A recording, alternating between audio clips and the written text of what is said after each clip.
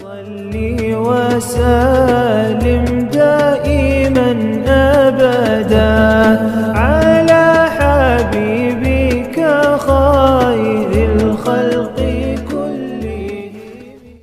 നിങ്ങൾക്കറിയാം, ഞങ്ങളുടെ ഉസ്താദ് മർക്കസിലെ പ്രിയപ്പെട്ട ഒരു ഉസ്താദ് ഉണ്ടായിരുന്നു, അബ്ദുൽ ബസീർ ഉസ്താദ് എന്ന് പറയുന്ന വലിയ മഹാനായ ഉസ്താദ്. ഇപ്പോഴും മർക്കസിൽ മുദദ്ദിസാണ്. ബഹുമാനപ്പെട്ട ഉസ്താദ് വലിയ ആശിഖുർ റസൂലാണ്. വലിയ ആശിഖുർ റസൂൽ എന്ന് പറഞ്ഞാൽ ഞങ്ങൾ മർക്കസിൽ പഠിക്കുന്ന സമയത്ത് തന്നെ എല്ലാവിധ സുന്നത്തുകളും ചെയ്ത് ജീവിക്കുന്ന, അങ്ങോട്ടും ഇങ്ങോട്ടൊന്നും തിരിഞ്ഞു നോക്കി നടന്നു പോകൂല, താഴോട്ട് മാത്രം നോക്കി പള്ളിയിൽ പോകുന്നു. പള്ളിയിൽ നിന്ന് റൂമിലേക്ക് പോകുമ്പോഴും അങ്ങനെ തന്നെ. അങ്ങനെ നല്ല തഖ്വയിലുള്ള ഒരു ജീവിതം നയിക്കുന്ന ഒരു ഉസ്താദ് ഇപ്പോഴും മർക്കസിലുണ്ട്. ആ ഉസ്താദ് വലിയ ആശിഖുർ റസൂലാണ്. ഉസ്താദിന്റെ ക്ലാസുകളിലെല്ലാം മഹബ്ബത്തുർ റസൂൽ വല്ലാതെ തിളങ്ങി നിൽക്കും. പുന്നാര ഹബീബ് സല്ലല്ലാഹു അലൈഹി വസല്ലമ തങ്ങളുടെ മഹത്വം പറയുമ്പോൾ കണ്ണുനീരങ്ങനെ ഒഴുകിപ്പോകും.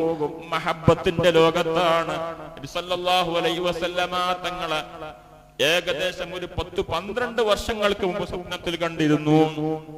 പിന്നീട് കുറെ കാലം കണ്ടില്ല. എപ്പോഴും കാണണമെന്നില്ലല്ലോ. ഒരു പ്രാവശ്യം കണ്ടു ഉസ്താദ്, പിന്നീട് കുറെ സമയത്ത് ഉസ്താദ് കണ്ടില്ല. അവസാനം കാണാതെയായപ്പോൾ ഉസ്താദിന് ബേജാറായി. എന്തേ എനിക്കൊരു മറവന്നു പോയത്? നബി സല്ലല്ലാഹു അലൈഹി വസല്ലം തങ്ങളെ കണ്ട ഞാൻ പിന്നെന്താ എനിക്ക് കാണാൻ പറ്റാതെയായി പോയത് എന്ന് മനസ്സിലാക്കി ഉസ്താദ് ഒരു തീരുമാനിച്ചു. ഉസ്താദ് എന്ന് പറഞ്ഞാൽ ധാരാളം അറബി ഗ്രന്ഥങ്ങൾ രചിച്ച ഉസ്താദാണ്. മർക്കസിലെ പ്രഗൽഭ മുദദ്ദിസാണ്. ഷാഫിഈ മദ്ഹബിലെ വളരെ കനപ്പെട്ട ഗ്രന്ഥങ്ങൾ, അറബിയിലുള്ള കിതാബുകൾ 50-ലേറെ അറബിയിലെ കിതാബുകളും മലയാളത്തിലുള്ള കിതാബുകൾ അടക്കം 70-ലേറെ കിതാബുകൾ എഴുതിയ, പുസ്തകങ്ങൾ എഴുതിയ വലിയ ഉസ്താദാണ്. ചെറിയ പ്രായമാണ് ഉസ്താദ്, 45 വയസ്സിന് താഴെ. പക്ഷേ ഉസ്താദ് ഹബീബായ നബി സല്ലല്ലാഹു അലൈഹി വസല്ലം തങ്ങളെ കാണാൻ കഴിയാത്ത വിഷമത്തിൽ പുന്നാര ഹബീബിന്റെ മദ്ഹ് എഴുതാൻ തീരുമാനിച്ചു. അങ്ങനെ വലിയ മഹബത്തോടു കൂടി ആരും കാണാതെ ഒറ്റക്ക് റൂമിലിരുന്ന് മദ്ഹ് എഴുതി. പുന്നാര ഹബീബിന്റെ മൗലിദ്, വലിയ മൗലിദ്. നമ്മളെല്ലാവരും മൗലിദ് ഓതുന്നവരാണ്. എന്തിനു വേണ്ടിയാണ്? മഹബത്തിന് വേണ്ടിയാണ്. മങ്കൂസ് മൗലിദും ശറഫുൽ ലനാ മൗലിദും ജഅല മുഹമ്മദ് മൗലിദും, അങ്ങനെയുള്ള എല്ലാ പലവിധ മൗലിദുകൾ ഓതിയവരാണ് നമ്മളെല്ലാവരും. എന്നാ ഉസ്താദ് എഴുതുന്ന മൗലിദ് കിതാബ് വലിയ മൗലിദ് കിതാബാണ്. ഏകദേശം 320 പേജുള്ള മൗലിദ് കിതാബ്, 320ഓളം പേജുള്ള മൗലിദ് കിതാബ്. ആ മൗലിദിന്റെ കിതാബിന്റെ രചന അങ്ങ് തുടങ്ങി. വല്ലാത്ത മഹബത്ത് ഉസ്താദിന്റെ വരികൾ നിഴലിക്കുന്നു. അറബി സാഹിത്യത്തിൽ അങ്ങ് വല്ലാതെ കുളിച്ച്, അറബി സാഹിത്യം കൊണ്ടുള്ള ഒരു മൗലിദ് കിതാബ്. ആ മൗലിദ് കിതാബും വായിക്കുമ്പോൾ നമുക്കൊന്നും മനസ്സിലാവൂല ഇതൊരു അറബി എഴുതിയതാണോ മലയാളി എഴുതിയതാണോ മനസ്സിലാവൂല. അത്രയും നല്ല നല്ല സമ്പുഷ്ടമായ അറബിയിൽ ബഹുമാനപ്പെട്ട ഉസ്താദ് മൗലിദ് എഴുതി. അങ്ങനെ ആ മൗലിദ് എഴുതി പൂർത്തിയാക്കുന്നതിനിടയിൽ 4 പ്രാവശ്യം ഹബീബായ നബി സല്ലല്ലാഹു അലൈഹി വസല്ലമ തങ്ങളെ സ്വപ്നം കണ്ട ചരിത്രം ബഹുമാനപ്പെട്ട ഉസ്താദ് ആ മൗലിദിന്റെ ആമുഖത്തിൽ എഴുതി വെക്കുന്നു. ഈ മൗലിദ് കിതാബ് തുടങ്ങി പൂർത്തിയാക്കുന്നതിനിടയിൽ 4 പ്രാവശ്യം 4 സമയങ്ങളിലായി കണ്ട ആ വലിയ സന്തോഷം എഴുതി വെക്കുന്നു. 2016 ബഹുമാനപ്പെട്ട ഉസ്താദ് ആ മൗലിദിന്റെ കിതാബിന്റെ രചന പൂർത്തിയാക്കിയിട്ടുണ്ട്. അന്ന് ഉസ്താദിന്റെ അടുത്ത മുഹിബീങ്ങൾക്കെല്ലാം അതിന്റെ കോപ്പികൾ അയച്ചു കൊടുത്തിരുന്നു. ആ സമയത്ത് എനിക്കും അതിന്റെ ഒരു PDF ഫയല് അന്ന് അയച്ചു തന്നിരുന്നു. അങ്ങനെ ആ മൗലിദ് ഇങ്ങനെ നോക്കുമ്പോൾ അൽഹംദുലില്ലാഹ് വലിയ സന്തോഷമാണ്. നബി സല്ലല്ലാഹു അലൈഹി വസല്ലമ തങ്ങളുടെ മൗലിദിന്റെ കിതാബിൽ അധികവും അറബി അറിയുന്നവർക്കറിയാം. അവിടുത്തെ വിലാദത്തുമായി ബന്ധപ്പെട്ട ധാരാളം ചരിത്രങ്ങളും അത്ഭുത സംഭവങ്ങളും മഹത്വങ്ങളും എല്ലാം ഉണ്ടാകും. എന്നാൽ ബഹുമാനപ്പെട്ട ഉസ്താദ് എഴുതിയ മൗലിദ് കിതാബിന്റെ തുടക്കം മുതൽ അവസാനം വരെ വായിക്കുന്ന സമയത്ത് വിലാദത്തുമായി ബന്ധപ്പെട്ട ചരിത്രങ്ങൾ മാത്രമല്ല, നബി സല്ലല്ലാഹു അലൈഹി വസല്ലമ തങ്ങളുടെ ഹബീബിന്റെ ജീവിത കാലഘട്ടത്തെ പലവിധ സംഭവങ്ങൾ ബന്ധിപ്പിച്ച ധാരാളം വിഷയങ്ങൾ ഉൾക്കൊള്ളിച്ചുകൊണ്ടുള്ള നബി സല്ലല്ലാഹു അലൈഹി വസല്ലമ തങ്ങൾക്കെതിരെ ശത്രുക്കൾ ഉയർത്തുന്ന പലവിധ ആരോപണങ്ങൾക്കും പണ്ഡിതന്മാരുടെ ഇബാറത്തുകളെ കൊണ്ട് മറുപടി പറയുന്ന രൂപത്തിലുള്ള പൂർണ്ണമായ നബി സല്ലല്ലാഹു അലൈഹി വസല്ലമ തങ്ങൾ പരിശുദ്ധവാനാണ്, അള്ളാഹുവിന്റെ ഹബീബാണ്, ഒരു തെറ്റും വന്നു പോകാത്ത വലിയ നേതാവാണ് എന്ന് സമർത്ഥിച്ച് ഈ ഹബീബായ നബി സല്ലല്ലാഹു അലൈഹി വസല്ലമ തങ്ങളെ വല്ലാതെ വർണ്ണിക്കുന്ന, അവിടുത്തെ ആ ഭംഗി വിശദീകരിക്കുന്ന ഹബീബിന്റെ നൂർ സല്ലല്ലാഹു അലൈഹി വസല്ലം. ആ നൂറാണ് ആദ്യമായി അള്ളാഹു പടച്ചത്. ആകാശം പടക്കുന്നതിന്റെ മുമ്പ്, ഭൂമി പടക്കുന്നതിന്റെ മുമ്പ്, അള്ളാഹുവിന്റെ എല്ലാ സൃഷ്ടികളെയും പടക്കുന്നതിന്റെ മുമ്പ് പടച്ച റബ്ബ് ആദ്യം പടച്ചത് നൂറു നബിയിക, നിന്റെ പ്രവാചകന്റെ നൂറാണ് അതെന്ന് സമർത്ഥിക്കുന്ന നബി സല്ലല്ലാഹു അലൈഹി വസല്ലമ തങ്ങളുടെ ആ നൂറ് വിശദീകരിക്കുന്ന ആ ഭാഗങ്ങളെല്ലാം വലിയ സന്തോഷമാണ്. ആ കിതാബ് എന്റെ കയ്യിൽ ഇവിടെയുണ്ട്. കിതാബ് എന്റെ കയ്യിൽ ഇവിടെയുണ്ട്. 500 രൂപയാണ് ഇതിന്റെ ഒരു കോപ്പിക്ക് വില. 500 രൂപ. നിങ്ങളെല്ലാവരും ഉമ്മമാരുണ്ടാക്കും. എന്തിനു വേണ്ടിയാണ് ഞാൻ പറഞ്ഞു വന്നത്? ഈ മദ്ഹുർ റസൂൽ അങ്ങ് പാടി തുടങ്ങിയാൽ വല്ലാത്ത സന്തോഷമാണ്. 30 ഹിസ്ബുകളിലായി ഒരു ദിവസം ഒരു ഹിസ്ബ്, രണ്ടാമത്തെ ദിവസം രണ്ടാമത്തെ ഹിസ്ബ്. ഒരു ഹിസ്ബ് എന്ന് പറഞ്ഞാൽ 2 ഹദീസ് അല്ലെങ്കിൽ 3 ഹദീസ്, നല്ല സലാം ബൈത്ത്, നല്ല അറബി സാഹിത്യം. എങ്ങനെയാണ് ഞാൻ നിങ്ങളുടെ മുമ്പിൽ ഇത് വിശദീകരിക്കേണ്ടത് എന്ന് പോലും എനിക്കറിയൂല. ഹബീബായ നബി സല്ലല്ലാഹു അലൈഹി വസല്ലമ തങ്ങളുടെ ആ മഹത്വം വല്ലാത്ത രൂപത്തിൽ വർണ്ണിച്ചു. എന്തിനു വേണ്ടിയാണ്? മുത്ത് ഹബീബിനോടുള്ള ആ മഹബത്ത് വർദ്ധിക്കുവാൻ വേണ്ടി. അത് ഓതി തുടങ്ങുമ്പോൾ തന്നെ നമുക്ക് മനസ്സിലാകും ആ മഹബത്ത് നമ്മുടെ ഉള്ളിൽ ഖൽബിൽ കയറിപ്പോകും. നബി സല്ലല്ലാഹു അലൈഹി വസല്ലം തങ്ങളുടെ മദ്ഹ് എഴുതുന്ന സമയത്ത് വുദൂ ഇല്ലാതെ ഒരു വാക്ക് പോലും അതിൽ ഉസ്താദ് എഴുതി ചേർത്തിട്ടില്ല. വുദൂ ഇല്ലാതെ ഒരൊറ്റ വാക്ക്.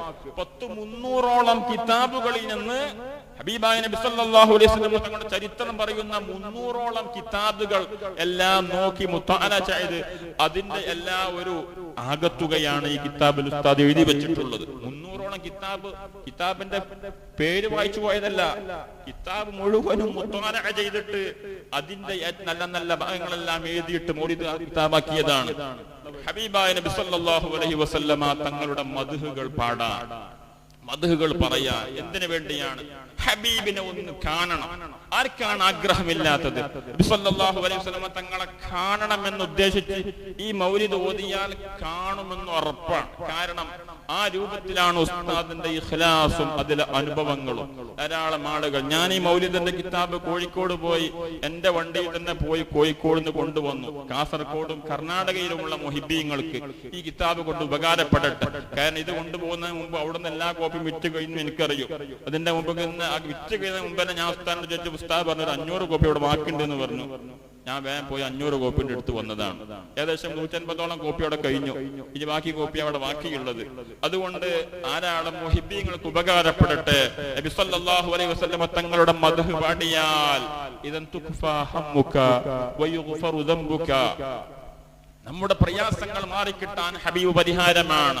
ദോഷങ്ങൾ പൊറുക്കപ്പെടാൻ ഹബീബ് പരിഹാരമാണ്.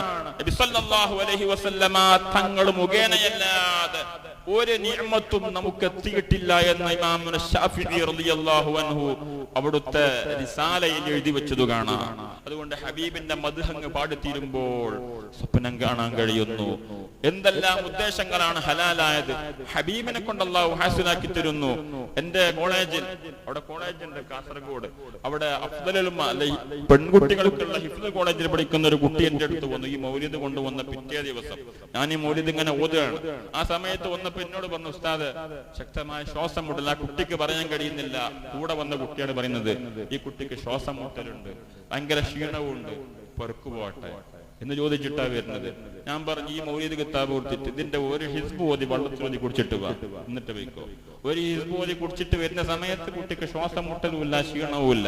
അത് അന്ന് നേരിട്ട് ഞാൻ അനുഭവിച്ചതാണ്. ബഹുമാനപ്പെട്ട ഉസ്താദിനോട് ഇത് പറഞ്ഞപ്പോൾ ഉസ്താദ് പറഞ്ഞു, ഇതല്ല, അതിനേക്കാൾ വലിയ വലിയ കേസുകളൊക്കെ അൽഹംദുലില്ലാഹ് മൗലിദുൽ ഹുസ്നൈൻ, അതിന്റെ പേര് തന്നെ ഇങ്ങനെയാണ്, മൗലിദുൽ ഹുസ്നൈൻ. നബി സല്ലല്ലാഹു അലൈഹി വസല്ലമ തങ്ങളുടെ 2 ഭംഗി വിശദീകരിക്കുന്ന കിതാബ്, 2 ഭംഗി വിശദീകരിക്കുന്ന മൗലിദ്. ഏത് ഭംഗി? നബി തങ്ങൾക്ക് നേർക്കുള്ള ഒരു ഭംഗിയും മഅനവിയായ ഒരു ഭംഗിയും. ആ 2 ഭംഗിയും വിശദീകരിക്കുന്ന കിതാബാണ്. അല്ലാഹുവിനെ സ്വീകരിക്കണം അല്ലാഹ്. അതുകൊണ്ട് ഈ സദസ്സിലുള്ള മുഅ്മിനുകളോട്, മുഅ്മിനാത്തുകളോട്, സ്ത്രീകൾക്ക് ആവശ്യമുണ്ടെങ്കിൽ കുട്ടികൾ അവിടെ കിതാബുമായി വരുമ്പോ 500 രൂപ കൊടുത്ത് ഒരു കോപ്പി നിങ്ങൾ കൈവശപ്പെടുത്താം. 500 അല്ല, 5000 രൂപ കൊടുത്താലും അത് വലിയ അമൂല്യമായ നിധിയാണെന്ന് നിങ്ങൾക്ക് മനസ്സിലാകും. ഇത് വെറുതെ പറയുന്നതല്ല. ഈ മൗലിദ് 2016 ഉസ്താദ് എഴുതി പൂർത്തിയാക്കിയതാണ്. 2019 വരെ ഉസ്താദ് ഈ കിതാബ് പ്രിന്റ് ചെയ്തിട്ടില്ല. കാരണം ബിസിനസ് കച്ചവടമാക്കണം എന്നുള്ള ഉദ്ദേശത്തിൽ എഴുതിയ മൗലിദ് അല്ല. ഉസ്താദ് പറഞ്ഞു, ഞാൻ ഒറ്റയ്ക്ക് എന്റെ റൂം അടച്ചു പൂട്ടി ഇരുന്നിട്ടാണ് ഈ മൗലിദ് ഓതല്. എന്നിട്ട് മൗലിദ് ഓതി കഴിഞ്ഞതിന് ശേഷം പിന്നെ റൂം ഓതി പുറത്തു കൊണ്ട് വരുള്ളൂ. അങ്ങനെ ഞാൻ കൊണ്ടു നടന്ന കിതാബാണ്. പക്ഷെ ധാരാളം ആലിമീങ്ങളെ കൈ കിതാബ് എത്തിയപ്പോൾ പകരം ഉസ്താദിനെ പോലുള്ള വലിയ വലിയ പണ്ഡിതന്മാർ പറഞ്ഞു, ഇത് നിങ്ങൾ ഒറ്റക്ക് ഓതേണ്ടതല്ല, ഇത് ധാരാളം മുഅ്മിനീങ്ങൾക്ക് ഉപകാരപ്പെടണം, അത് നിങ്ങൾ പ്രിന്റ് ചെയ്യണം. ഉസ്താദ് മൗലിദ് മാത്രമല്ല, ശാഫിഈ മദ്ഹബിലെ വലിയ വലിയ ഗ്രന്ഥങ്ങൾ അതൊക്കെ ചിലപ്പോൾ വായിച്ചിട്ട് ഉസ്താദിന്റെ കിതാബ് വായിച്ച് അർത്ഥം വെക്കാൻ അതിന്റെ ഷറഹും ഷറഹ് കിതാബുകൾ നമുക്കൊക്കെ വേണ്ടി വരും. അത്രയും വലിയ രൂപത്തിലുള്ള അറബി കിതാബുകളാണ്. ഉസ്താദിന്റെ കിതാബിന്റെ മഹത്വം പറഞ്ഞാൽ ബഹുമാനപ്പെട്ട ഹക്കീം ഉസ്താദ് ദിവസങ്ങൾക്ക് മുമ്പ് ഫേസ്ബുക്കിൽ ഒരു എഴുത്തുവിട്ടിരുന്നു. ഉസ്താദിന്റെ ബഹുമാനപ്പെട്ട ശൈഖുന എപി ഉസ്താദിന്റെ കൂടെ യൂറോപ്പിലേക്ക് ഒരു പര്യടനത്തിന് പോയപ്പോൾ അവിടെ ഒരു നാട്ടിലുള്ള ശാഫിഈ മദ്ഹബിലെ ഒരു വലിയ പണ്ഡിതൻ, ആ പണ്ഡിതൻ ബഹുമാനപ്പെട്ട ഉസ്താദിനെ കാണുന്നു. ഉസ്താദിന്റെ അടുത്തേക്ക് ഇങ്ങനെ ഉസ്താദിനെ കൊണ്ടുവന്ന് റൂമിലെ സൽക്കരിച്ചിരുത്തി സംസാരിക്കുന്ന സമയത്ത് ബഹുമാനപ്പെട്ട ശൈഖുന എപി ഉസ്താദിനോട് ആ പണ്ഡിതൻ പറഞ്ഞു, എന്റെ ഈ കിതാബിന്റെ ഷെൽഫിൽ ലൈബ്രറിയിൽ ഒരു കിതാബ് ഉണ്ട്. ഒരു കിതാബ്, ഇത് കേരളത്തിലെ ഒരു പണ്ഡിതൻ എഴുതിയ കിതാബാണ്. കേരളത്തിലെ പണ്ഡിതൻ എഴുതിയ ഇശ്ബാഉൽ ബസായിർ എന്നാണെന്ന് തോന്നുന്നു.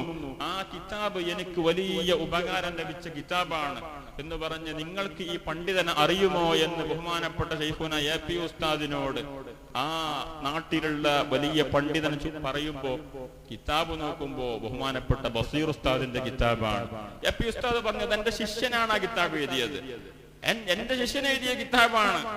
ആ കിതാബ് വലിയ സന്തോഷത്തോടുകൂടി അഭിമാനത്തോടുകൂടി ഞങ്ങൾ അവിടെ നിന്ന് ഇറങ്ങി വന്നത് എന്ന് ബഹുമാനപ്പെട്ട ഹക്കീം ഉസ്താദ് പറയുന്നു. കാരണം ബഹുമാനപ്പെട്ട ബസീർ ഉസ്താദ് എഴുതിയ കിതാബ്, ഈ മൗലിദിന്റെ കിതാബ് എഴുതിയ ബഹുമാനപ്പെട്ട ബസീർ ഉസ്താദ് എഴുതിയ കിതാബുകൾ അത് കേരളത്തിൽ നിന്ന് മാത്രമല്ല പബ്ലിഷ് ചെയ്തിട്ടുള്ളത്.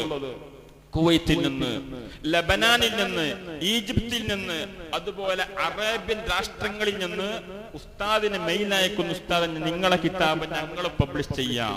എന്നിട്ട് ആ നാടുകളിലുള്ള പ്രസ്, അവിടെയുള്ള പ്രസിന്റെ മുതലാളിമാർ ഉസ്താദിന്റെ കിതാബ് എഴുതുമ്പോ ആ കിതാബ് അവരെ ഇറക്കുമ്പോ എത്രത്തോളം ആ കിതാബിന് കഴമ്പുണ്ടാകും അതാണ് നമ്മൾ മനസ്സിലാക്കേണ്ടത്. മലയാളികൾക്ക് വായിക്കാനല്ല, അറബികൾക്ക്, അറബി പണ്ഡിതന്മാർക്ക് വായിക്കാൻ ഉസ്താദിന്റെ കിതാബ് പര്യാപ്തമാണെങ്കിൽ ആ ഉസ്താദിന്റെ ഇൽമത്രയാണ്.